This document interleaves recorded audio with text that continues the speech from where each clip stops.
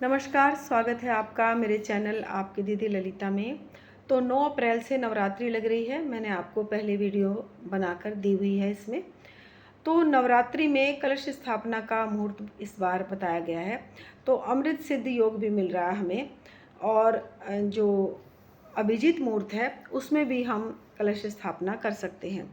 तो अमृत सिद्ध योग जो है वो मिल रहा है हमें सुबह 6:05 से लेकर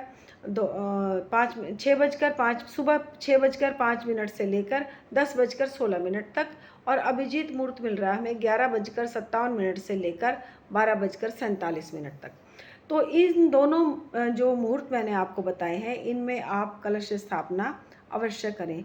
कई बहनें और भाई बहन ये डर जाते हैं कि कलश स्थापना हमारे यहाँ तो मतलब कोई भी किसी ने की नहीं है, तो हम क्यों करें।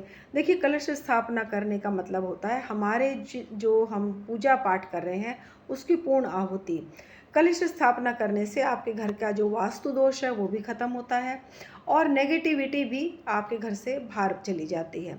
तो कलश स्थापना आप अवश्य करें। कलश स्थापना करने का मतलब होता है कि जो हम पूजा पाठ कर रहे हैं, यदि हमारे किसी भी काम में कोई बाधा आने वाली हो, तो उस कलश स्थापना से हमारे किसी काम में भी बाधा नहीं आती। आप कलश स्थापना अवश्य ही करें। कलश स्थापना करने से यदि आपके कभी किसी बड़े ने कलश स्थापना नहीं की है नवरात्रि में, तो कोई बात नहीं, आप उस गलती को सुधार सकते हैं। आप वो जो आपके बड़ों ने नहीं की, तो इससे आपका कोई अशुभ नहीं होगा, इससे आपके घर में शुभता ही आएगी।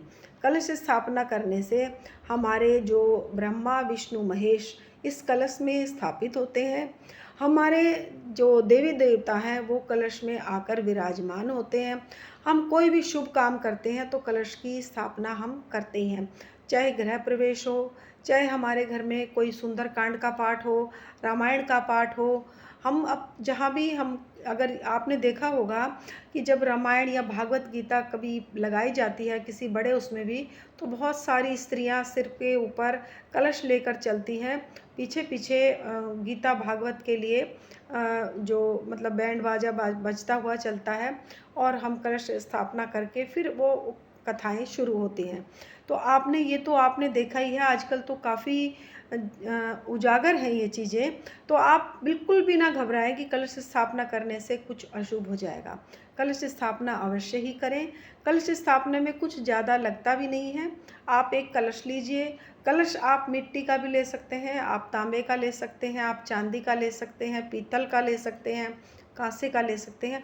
आपकी जो सामर्थ्य हो आप वो कलश ले सकते हैं। कलश में पहले आप गंगा जल डालें, फिर उसके बाद शुद्ध जल भरें। उसके बाद उसमें एक सुपारी, एक सिक्का, दुर्वा, लौंग और इलायची, और एक आती है सर्वौषधि।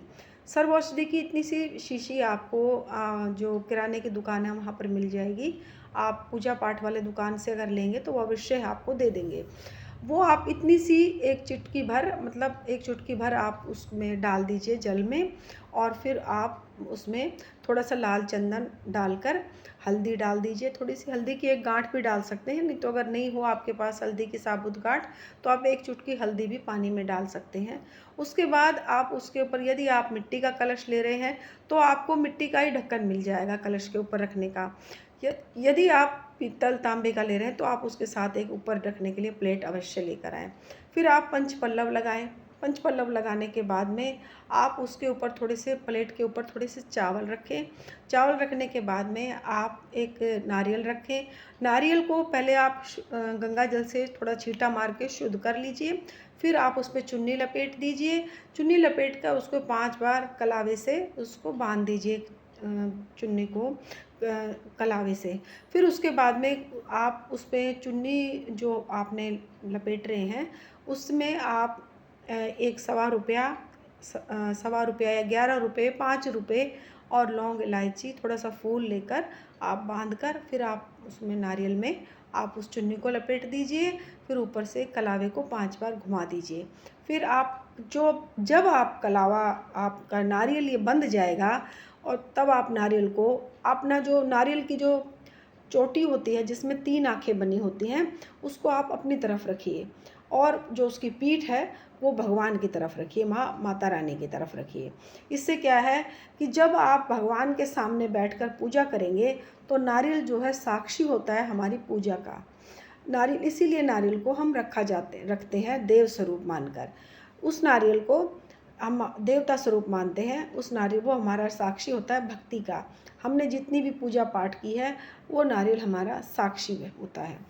फिर उसके बाद में आप नारियल जब आपने रख दिया तो जब आप कलश को रखेंगे ना, तो कलश रखने से पहले आप थोड़े से चावल आप डाल लीजिए चौकी पे।